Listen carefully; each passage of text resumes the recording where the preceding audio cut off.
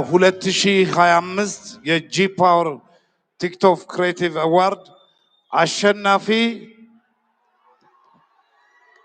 አዶናይ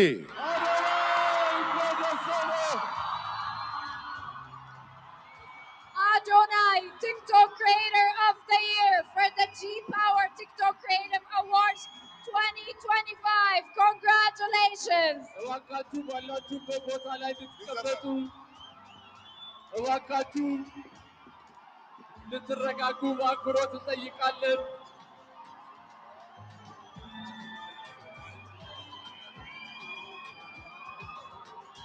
Adonai እንኳን ደስ አለህ በዛሬው ቀን 1 2 3 4 ጊዜ አሸንፈሃል በጉጉት ሲጠበቅ የነበረው የ2025 የቲክቶክ ክሬቲቭ አዋርድ የመኪና አሸናፊ ተለይቷል። ምንም እንኳን ቀደም ሲል ዩቲናስ ነች ያሸነፈችው ለመርሃ ግብር ብቻ አዶናይ ተጠራ ቢባልም አዶናይ ሽልማቱን ወስዷል። አዳራሹ ቀውጢ ሆኗል። በአዳራሹ ምን ተፈጠረ? እንዲሁም ደግሞ ቲክቶከር ዩቲናስ በስሜት ሆና ለአዶናይ አጨብጭባለች። እጅግ በርካታ ነገሮች ሲፈጠሩ አርቲስቷ ጌታን ተቀበሉ በማለቷ በአዳራሹ ውስጥ መነጋገሪያ ሆኗል። ዶክተር አብይ እንዲሁም ማስተር አብነት ከበደና እንዲሁም ደግሞ መልእክተኛው ያደረጉት ነገር ደግሞ ሌላ አስደማሚ ጉዳይን የፈጠረ ሆኗል። ሰላም እንደምን አላችሁ? አዲስ መረጃዎች ነን። ለመሆኑ በቲክቶክ ክሬቲቭ አዋርድ 25 እነማን አሸነፉ? ምን ተፈጠረ? አጠቃላይ ያለውን ሁኔታ እጅግ ባጭሩ መርጥ በሆነ ሁኔታ እንነግራችኋለን። እናንተ መኪናው ለአዶናይ መሰጠቱ ልክ ነው ብላችሁ ታስባላችሁ? አዶናይ ስለ ማርያም የዘመረውም ሌላኛው አነጋጋሪ ጉዳይ ሆኗል። በእርግጥ ሽልማቱ ለዩቲናስ ይገባታል እያሉ ነበር። ዩቲናስም 3 ሽልማቶችን አግኝታለች። ለእናንተ መኪናው ለአዶናይ መሆኑ ምን ስሜት ሰጣችሁ? የዩቲናስ ደጋፊዎች ግን ተበሳጭተዋል። መረጃውን እንድንገራችሁ። ማርያም ማርያም ማርያም ማርያም ማርያም ስሟን እጠራለሁ ሁሌም። ቪዲዮዬን ከተመለከታችሁ ማርያምን ሳልል ተናግሬ አላቅም። ሁሌም ምላሴ ላይ ያለች ሳልዋሽ ነው የምናገረው። እቆምላታለሁ። እሷ ነች እዚህ ደረጃ ያደረሰችኝ። ማርያም እላለሁ ሁሌም። ማርያምን ደስ ብሎኛል ስላሸነፍኩኝ። ማርያምን ደስ ብሎኛል እዚህ ስቴጅ ስለቆምኩኝ። ማርያምን ደስ ብሎኛል እዚህ ደረጃ ስለደረስኩኝ። እግዚአብሔር የተመሰገነ ይሁን። ማርያም አመሰግንሻለሁ።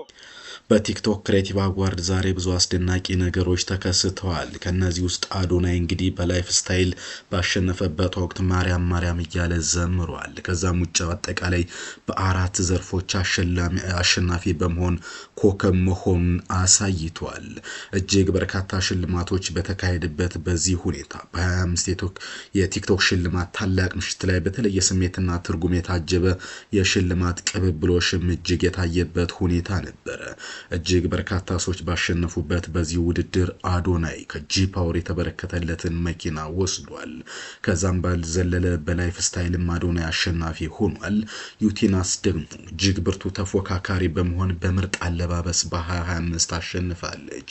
ከዚህ በዘለለም ዩቲናስ የህይወት ዘመን ለ5 ዓመታት ይህንን ውድድር በተለይ ደግሞ በቲክቶክ ላይ ጸንቶ በመቆምና በመስራት አሸናፊም ሆናለች። ከዚሁም በዘለለ የጂ ፓወር እስማኤል እንዲሁም ደግሞ አሽ ቻሌንጁንም አሸናፊ በመሆን ሽልማቷን ወስዳለች። ከእጅግ ብርቱ ፉክክር በታየበት በዚህ ውድድር ጎልቶ የታየው የዩቲናስና የአዶናይ ፉክክር ይሁን እንጂ እጅግ በርካቶች በዚህ ውድድር የተለያዩ ሽልማቶችን ያገኙበትን ሁኔታ አይተናል።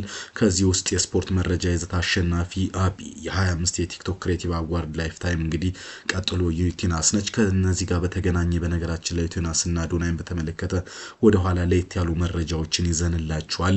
ነገር ግን የ25 ቲክቶክ ክሬቲቭ አዋርድ ምርጥ ሚመር ተሸላሚ ፓትሮ የ25 ቲክቶክ ክሬቲቭ አዋርድ የአመቱ ምርጥ ወንድ ኮሜዲ ዶሚኔት ኑሪ ሆኗል። እንዲሁም የ25 ቲክቶክ ክሬቲቭ አዋርድ የአመቱ አጭር ፊልም አሸናፊ ቤንጂ ሆኗል።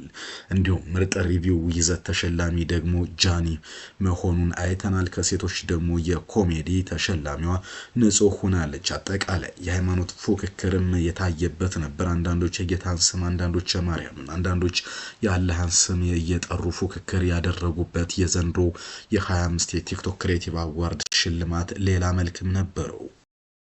እንግዲህ ሌላኛው በጣም አነጋጋሪ ከነበሩት ጉዳዮች አንዱ የአዶናይ ጉዳይ ነው። አዶናይ እንግዲህ ከዛ ካያችሁት ውጪ ሌላኛው የ25 ዓመቱ የላይፍ ስታይል ተሸላሚ ሆኗል። በዚህ ላይፍ ስታይል እንግዲህ እነ ካሌብ ገጠርን ጨምሮ እጅግ በርካታ ሰዎች እነ ጃኒን ጨምሮ በእጩነት ቢቀርቡም አዶናይ በድጋሚ እንግዲህ ይህንን ውድድር አሸንፏል ማለት ነው። ከዛ ውጭ እንግዲህ አዶናይ ቀደም ሲል በመጀመሪያው ዙር የ25 የቲክቶክ ክሬቲቭ አዋርድ አነቃቂም ተሸላሚ መሆኑን የምናስታውሰው ጉዳይ ነው። አዶናይ ሽልማቱን እንዳገኘ እንግዲህ ኮስተር ያለ ንግግር አድርጓል። በመዝሙሩ የታገዘ ማርያም ማርያም የሚለውን መዝሙር አድርጓል። እዚህ የደረስኩት በእናንተ ፊት የቆምኩት ድክመቴን ያረምኩት በቅድስት ድንግል ማርያም ነው በሚል ንግግር አድርጓል። ከመድረኩም እጅግ ደመቅ ያለ ጭብጨባም ተደርጎለታል ማለት ነው። ከዛ ውጭ ግን የካሜራማኑን ወደ መድረክ በመጥራት ካሜራማኑ መናገር ሲከብደው ድረስና በእንባ ታጅቦ ንግግር ያደረገበትን እውነት አስተውለናል። አይ እንግዲህ ለካሜራማኑ እናንተ ነው ህይወቴን በሙሉ ወደ እናንተ እንዳደርስ ከኔ ጀርባ ያለው እሱ ነው በሚል ለምስጋናና ለአድናቆት አቅርቦታል። ከዛ ውጭ ግን የአዶናይ ንግግር ምናልባት የአርቲስቷን ንግግር ተከትሎ የመጣ ነው። በዚህ መድረክ ተገቢ ነገር አልተከሰተም ተብሎ የሚታሰበው ነገር አንዱ የእምነት ፉክክር የሚመስል ተጽዕኖ ማረፉ ነው። ለዚህ በተለይ በኃላፊነት ደረጃ አዲስ አበባ እግር ኳስ ፌዴሬሽን ምክትል ፕሬዝዳንት የሆነችው ማስተዋል ወንደሰን አግባብ የሆነ ንግግር አላደረገችም ተብሎ እጅግ ወቀሳ ተሰንዝሮባታል። በዚህም በቲክቶክ ክሬቲቭ አዋርድ ለመሸለም ወደ መድረክ ወጥታ ነበረ። አርቲስት ማስተዋል ወንደሰን በህይወታችሁ ለውጥ ማምጣት ከፈለጋችሁ ጌታን ተቀበሉ ብላ ንግግር ማድረጓ በርካቶችን አስቆጥቷል። እንዲህ አይነት የመድረክ ልዩ የሆነ ፕሮግራም ላይ እንዲህ አይነት ሃይማኖታዊና የግል አመለካከትን መስበክ አግባብ አይደለም፣ ሌላ ቦታ አለው የሚል ተቃውሞ አስተናግዳለች።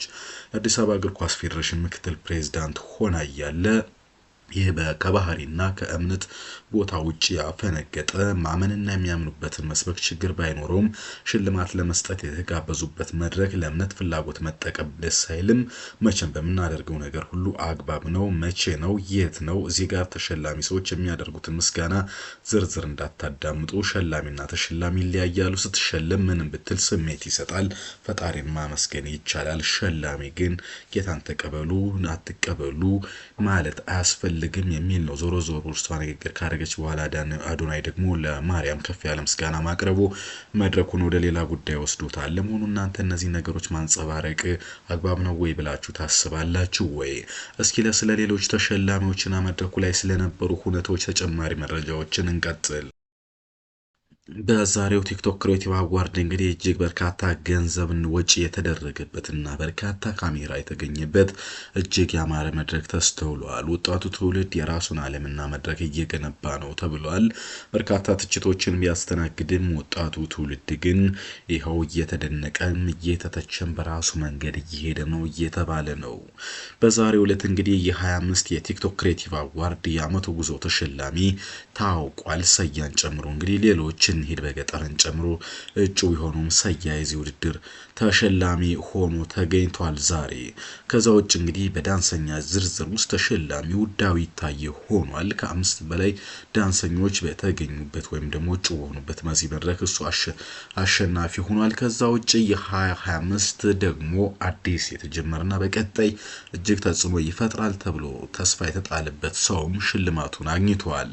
ቲክቶከር ባምሌ በ2025 እንግዲህ ጥሩ ተሸላሚ ወይም ደግሞ ተስፋ የተጣለበት ተብሎ ተሸልሟል። ከዛ ውጭ ዛሬ አነጋጋሪ የነበረውና በብቸኝነት የተሸለመው ብሩክ ኒውስ ነው። ብሩክ ኒውስ 2 ሽልማቶችን አግኝቷል። የመጀመሪያው የ2025 የዓመቱ ኢንፎርማቲቭ ተሸላሚ በሚል ያገኘው ሽልማት ሲሆን ከዛ ውጭ ደግሞ በራንደም በተሸለመ ሽልማት 150 ሺህ ብር ሽልማት ሆኗል። እንደምታውቁት ሙሴ ሰለሞን ከብሩክ ኒውስ ጋር ወይም ደግሞ ብሩክ ጫላ ጋር ተፎካካሪ እንደነበር ይታወቃል። ይሁንና ግን ሙሴ ሰለሞን ከህገወጥ የሰዎች ዝውውር ጋር በተገናኘ በቁጥጥር ስር ውሏል። ወደ ካናዳ ሰዎችን የሚልክ ድርጅት ማስታወቂያ በመስራቱን ተከትሎ በርካታ ሰዎች ሙሴ ሰለሞን ከዘገበው እውነት ነው በማለት በመመዝገብ ገንዘባቸውን ተበልተዋል፣ ለኪሳራም ተዳርገዋል። ይህም በተመለከተ እንግዲህ ሙሴ ሰለሞን በቁጥጥር ስር ከዋለ ሳምንታት እያለፉ ይገኛሉ። በዛሬው ዕለት እንግዲህ ብሩክ ጫላ ለሙሴ ሰለሞንም እንዲሁ መልካም ምኞቱን ገልጿል። በውድድር የኔ ብቻ አይደለም ተፎካካሪዎች ቢኖሩም ሁሉም ለአምላክ ለቤታቸው ያብቃቸው ሲል እንግዲህ ጨዋነቱን ያስመሰከረበትን ጉዳይ ገልጿል።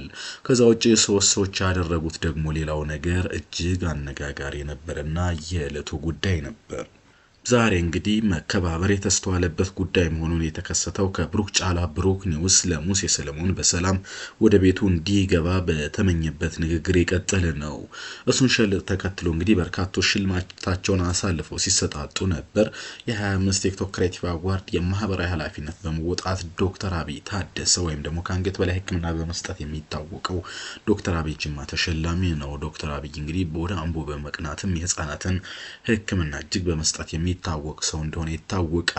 ሽልማት ካገኘ በኋላ ለኔ አይገባኝም በማለት ሽልማቱን ለማስተር አብነት አሳልፎ ሰጥቶታል። ማስተር አብነት ደግሞ ይህን ሽልማት እንደገና ለኔ አይገባም በማለት በቅርቡ ራሱን ሰይፉ ላይ ስለገለጠውና ነገ እሁድ ከባድ ሽልማት በባህር ዳር ለተዘጋጀለት ለመልእክተኛው አሳልፎ ሰጥቶታል። መልእክተኛው እንደገና በድጋሚ ለዶክተር አብይ ያረ ለመጀመሪያው ራስ ላንተ ይገባል በሚል በዙር ተቀባብሎት እንግዲህ አንዱ ሽልማት ለሶስት ደርሷል።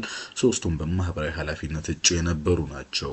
ይህን ተከትሎ እንግዲህ በርካቶች መልክማ እናንተን ስሯት በሚል አስተያየታቸውን ሲሰጡ ነበር። የሆነ ሆኖ እስኪ ወደ ሌሎች ጉዳይ እንቀጥል። በዛሬው ምሽትና ደማቅ በነበረው የቲክቶክ ክሬቲቭ አዋርድ የ25 ማለት ነው የላይቭ ስትሪመር ተሸላሚ ናሆም ፎንቲ ሆኖ ሽልማቱን ወስዷል ማለት ነው። እጅግ በርካታ ደማቅ ስነ ስርዓቶች የተካሄዱበትና በርካታ አወዛጋቢም አነጋጋሪም ለማህበራዊ ሚዲያ ግብዓትም የሆኑ ሁኔታዎች የተከሰቱበት የቲክቶክ ክሬቲቭ አዋርድ ተጠናቋል።